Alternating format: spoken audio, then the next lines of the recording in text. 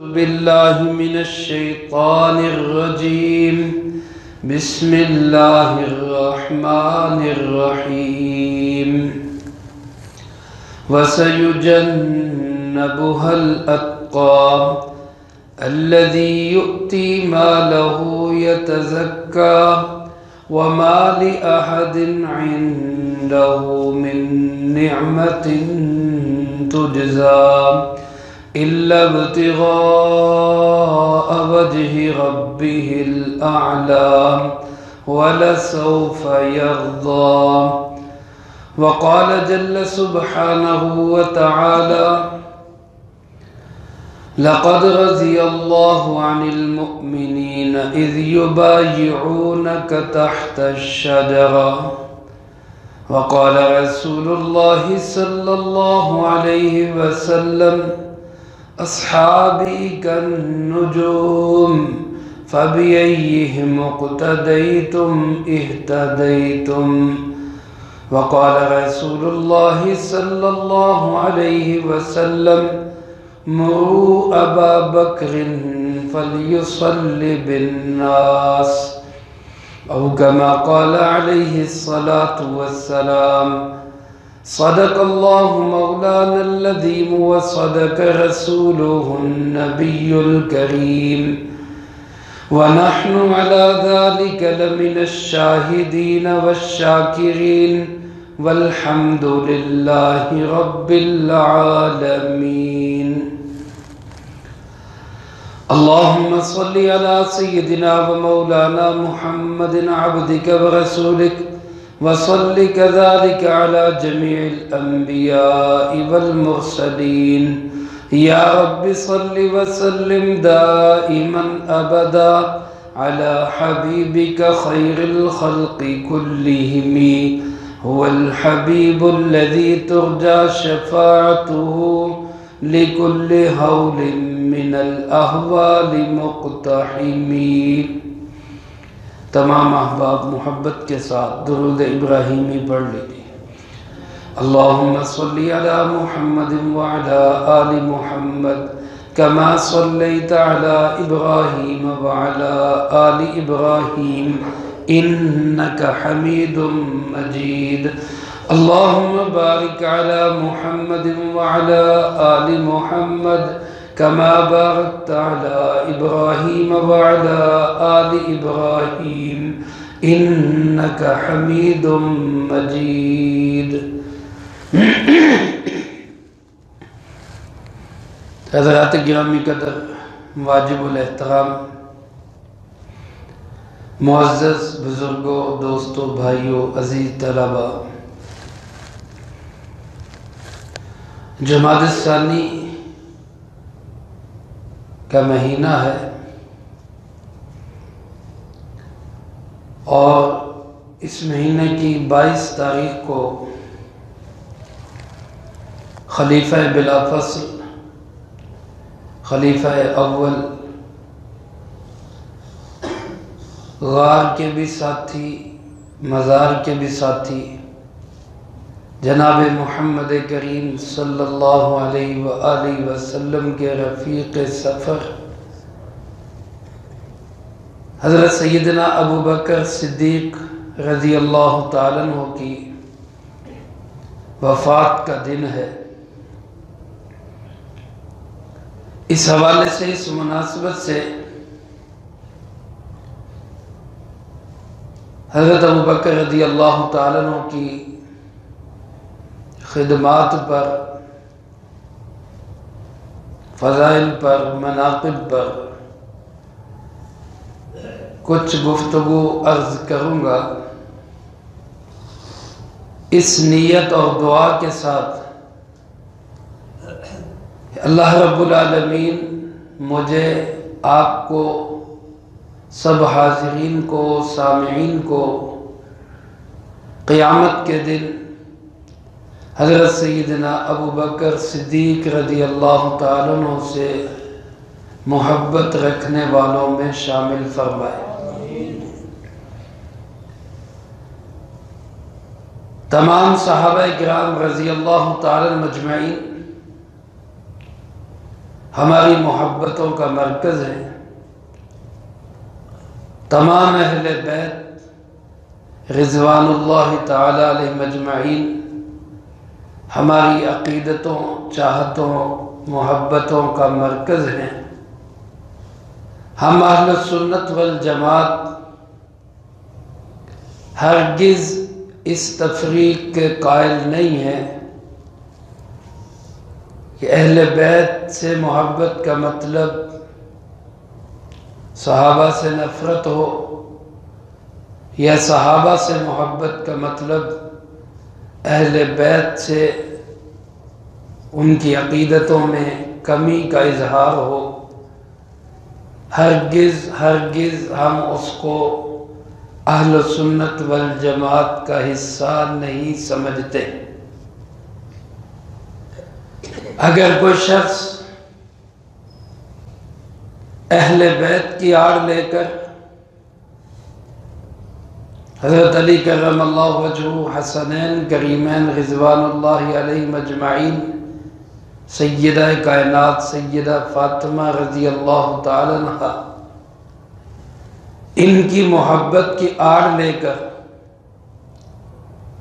صحابہ اکرام بالخصوص خلفائے ثلاثہ رضی اللہ تعالی مجمعین سے بغض اور نفرت رکھتا ہے، تو اس کا امت مسلمہ سے کوئی تعلق، بلند آواز سے کہہ دیں، کوئی تعلق نہیں ہے۔ اور اگر کوئی شخص صحابہ کی محبت میں غلو کرتے ہوئے، ان کی آڑ لیتے ہوئے اہل بیت کے کسی فرد کے ساتھ عداوت یا دشمنی رکھتا ہے، تو وہ بھی ہرگز امت مسلمہ کا فرد کہلانے کا حقدار نہیں ہے۔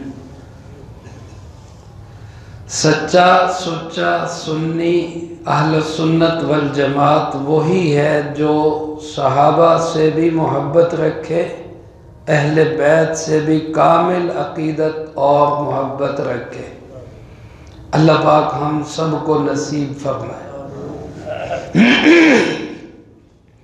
ان میں فرق مراتب ہیں، یقیناً ہیں۔ کسی کی عقیدت، محبت، کسی کی فضیلت اور احترام،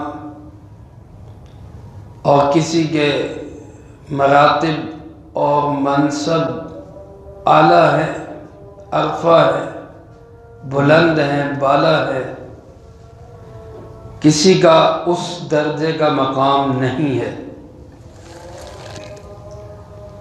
ہر ایک کے فرق مراتب کے باوجود سب سے عقیدت اور محبت اور احترام کا رشتہ رکھنا یہ ایمان کے لیے ضروری ہے۔ میرے محترم دوستو، امت مسلمہ کا اس میں اتفاق اور اجماع ہے کہ تمام صحابہ اکرام رضی اللہ تعالی مجمعین میں تمام مقدس شخصیات اور حضرات میں امت مسلمہ کے تمام افراد میں انبیاء علیہ السلام کے بعد سب سے بڑا مرتبہ اور مقام حضرت سیدنا ابو بکر صدیق رضی اللہ تعالیٰ عنہ کا ہے۔ سب سے بڑا مقام کس کا ہے؟ حضرت سیدنا ابو بکر صدیق رضی اللہ تعالی عنہ۔ اور یہ مقام اور مرتبہ اللہ نے دیا ہے۔ اس میں اگر کسی کو کوئی اعتراض ہے، دل نہیں مانتا، دل میں کوئی خلش خلجان اور کوئی کسک ہے، تو وہ سوال کرے اور اعتراض کرے تو اللہ رب العالمین سے کرے، کسی اور سے نہ کرے۔ امت مسلمہ نے تمام قرآن و سنت کے دلائل کو سامنے رکھتے ہوئے یہ فیصلہ کیا افضل البشر بعد الانبیاء ابو بکر صدیق رضی اللہ تعالیٰ عنہ، انبیاء کے بعد کائنات میں سب سے افضل ترین انسان وہ حضرت سیدنا ابو بکر صدیق رضی اللہ تعالیٰ عنہ۔ اور میرے عزیز دوستو، یہ مرتبہ اور مقام سرکار دو عالم صلی اللہ علیہ وسلم نے حضرت ابو بکر رضی اللہ تعالیٰ عنہ کو دیا۔ آپ علیہ السلام جب بیمار ہوئے تو بیماری کے ایام میں بھی آپ مسجد میں تشریف لاتے رہے۔ نماز پڑھانے کے لیے آپ خود مصلی پہ تشریف لایا کرتے تھے، لیکن جب بیماری بڑھ گئی اور شدت اختیار کر گئی، غالباً عشاء کی نماز تھی، آپ صلی اللہ علیہ وسلم پر غشی کی سی کیفیت تھی۔ ایک دفعہ آپ اٹھے، فرمایا مجھے وضو کرواؤ، وضو کروایا گیا، مسجد کی جانب چلنے لگے، پھر غشی کی کیفیت طاری ہو گئی۔ پھر دوبارہ کیفیت بحال ہوئی، پوچھا کیا نماز پڑھ لی؟ لوگوں نے بتایا کہ نہیں، حضرات صحابہ کرام رضی اللہ تعالیٰ عنہم اجمعین آپ کے انتظار میں بیٹھے ہیں، آپ کے انتظار میں ہیں۔ پھر آپ نے وضو فرمایا، پھر جانے لگے، پھر غشی کی سی کیفیت ہو گئی، نہیں جا سکے۔ پھر تیسری دفعہ جب افاقہ ہوا، پھر پوچھا کیا لوگوں نے نماز پڑھ لی؟ تو بتایا گیا کہ نہیں، آپ کے انتظار میں بیٹھے ہیں۔ 2 دفعہ یا 3 دفعہ ایسا ہوا تو پھر آپ صلی اللہ علیہ وآلہ وسلم نے فرمایا مروا ابا بکر فلیصلی بالناس، ابو بکر کو حکم دو کہ وہ لوگوں کو نماز پڑھا دے، میں نہیں جا سکتا، میری طبیعت اجازت نہیں دے رہی، بار بار غشی ہو رہی ہے اور نماز کا وقت تنگ ہو رہا ہے، تو ابو بکر سے کہو کہ لوگوں کو نماز پڑھا دے۔ مصلی کا وارث، نائب امام، اپنی جگہ پہ کھڑا کرنے کا حکم، اپنی جگہ پہ امامت کا منصب سرکار دو عالم صلی اللہ علیہ وآلہ وسلم نے کس کو دیا؟ بولیں کس کو دیا؟ حضرت سیدنا ابو بکر صدیق رضی اللہ تعالی۔ علماء نے لکھا ہے کہ یہ مصلی امامت صغری ہے اور حکومت اقتدار یہ امامت کبری ہے۔ جو شخص امامت صغری کا اہل ہے وہی شخص امامت کبری کا اہل ہے،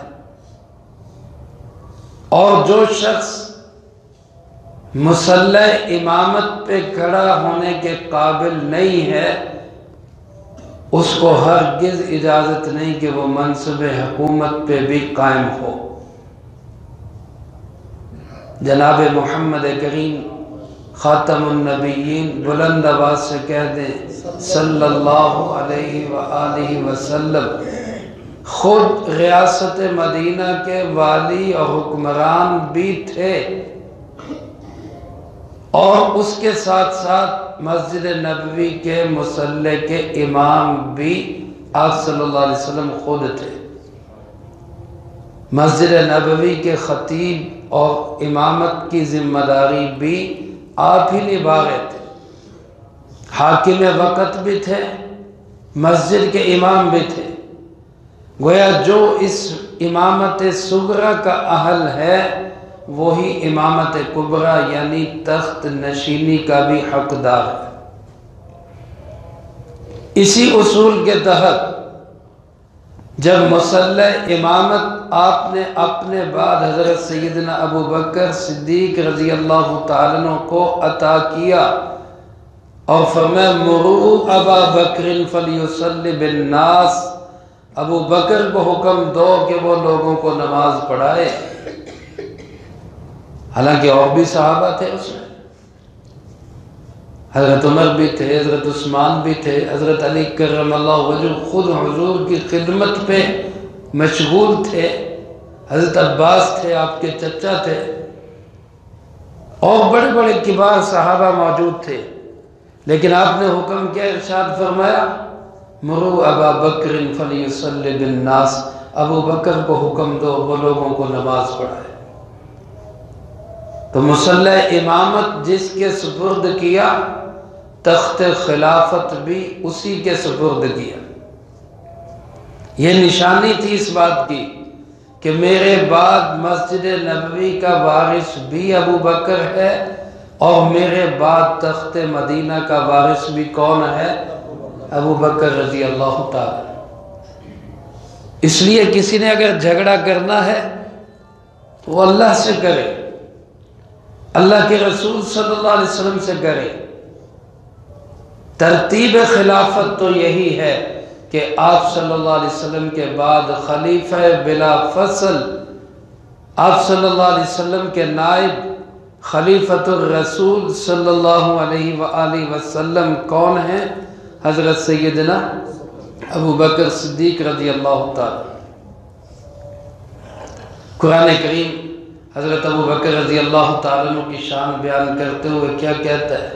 وَسَيُجَنَّبُهَا الْأَتْقَى الَّذِي يُؤْتِي مَالَهُ يَتَزَكَّى وَمَا لِأَحَدٍ عِندَهُ مِن نِّعْمَةٍ تُجْزَى إِلَّا ابْتِغَاءَ وَجْهِ رَبِّهِ الْأَعْلَى وَلَسَوْفَ يَرْضَى۔ یہ آیات مبارکہ مفسرین کرام رحمہم اللہ نے لکھی ہے، لکھا ہے کہ حضرت سیدنا ابو بکر صدیق رضی اللہ تعالیٰ عنہ کی شان میں نازل ہوئی۔ جہنم کا تذکرہ کرتے ہوئے اللہ پاک نے فرمایا وَسَيُجَنَّبُهَا الْأَتْقَى، اس جہنم سے اس کو دور رکھا جائے گا جو سب سے بڑا متقی ہے۔ اس جہنم سے اس کو دور رکھا جائے گا الاتقا، جو سب سے بڑا متقی ہے، الذی یؤتی مالہ یتزکا، جو اپنا مال اللہ کی راہ میں خرچ کرتا ہے تاکہ اس کا مال پاک ہو جائے اور وہ خود بخل اور کنجوسی سے پاک ہو جائے اور اس کے اندر کا تزکیہ ہو جائے۔ وَمَا لِأَحَدٍ عِندَهُ مِن نِّعْمَةٍ تُجْزَى، اس پر کسی کا کوئی بار نہیں ہے، کسی کا کوئی اس پہ احسان نہیں ہے جس کا وہ بدلہ دے رہا ہے۔ إِلَّا ابْتِغَاءَ وَجْهِ رَبِّهِ الْأَعْلَى، اس کے پیش نظر صرف یہ ہے کہ میرا رب بلند و بالا، اعلیٰ و برتر اللہ، وہ مجھ سے راضی ہو جائے۔ اللہ پاک فرماتے وَلَسَوْفَ يَرْضَى، بہت جلد اللہ خود تو راضی ہوگا ہی، اس ابو بکر کو بھی راضی کر دے گا۔ پیارے آقا جناب محمد کریم صلی اللہ علیہ وآلہ وسلم نے ارشاد فرمایا دنیا میں مجھ پر بڑے بڑے احسانات ہوئے، عمر رضی اللہ تعالیٰ عنہ نے بھی احسانات کیے، عثمان کے بھی احسانات ہیں، خدیجہ رضی اللہ تعالیٰ عنہ کے بھی احسانات ہیں، خاندان نبوت حضرت علی کرم اللہ وجہہ اور دیگر حضرات کے بھی احسانات ہیں، لیکن فرمایا مجھ پر جس جس کا جو احسان تھا میں نے سب کے احسانات کے بدلے دنیا میں چکا دیے۔ ایک ابو بکر ایسا ہے جس کے احسانات اتنے ہیں، جس کے میرے اوپر انعامات اتنے ہیں، جس کے میرے ساتھ وفاداریاں ایسی ہیں، جس کی میرے ساتھ یاریاں ایسی ہیں، اس نے مجھ پر اتنے احسانات کیے ہیں کہ میں محمد صلی اللہ علیہ وسلم ان کا بدلہ نہیں دے سکتا، ابو بکر کے احسانات کا بدلہ اللہ ہی دے گا۔ اتنے احسانات ہیں ابو بکر۔ میرے محترم دوستو، میرا آپ کا سب کا نظریہ عقیدہ یہی ہونا چاہیے کہ کہ حضرات صحابہ کرام رضی اللہ تعالیٰ مجمعین بھی ہمارے اور اہل بیت عظام بھی ہمارے. ہم صحابہ سے بھی محبت و عقیدت کامل رکھتے ہیں، اہل بیت سے بھی محبت اور عقیدت کامل رکھتے ہیں، اور ہم یہ ترتیب جو اللہ اور اس کے رسول کی بنائی ہوئی ہے اسی پہ ایمان رکھتے ہیں کہ خلافت و امامت میں پہلا نمبر کس کا ہے؟ پہلا نمبر کس کا ہے؟ حضرت سیدنا ابو بکر صدیق رضی اللہ تعالیٰ. ان کے مزید کمالات فضائل کا تذکرہ انشاءاللہ اگلی فرصت میں بھی ہوگا. اللہ پاک مجھے آپ کو سب کو، تمام صحابہ، تمام اہل بیت رضی اللہ تعالیٰ مجمعین کے ساتھ کامل محبت، عقیدت اور احترام نصیب فرمائے، اور سچا سنی بننے کی اللہ ہمیں توفیق نصیب فرمائے. وآخر دعوانا ان الحمدللہ رب العالمین. سنت ادا فرمائے.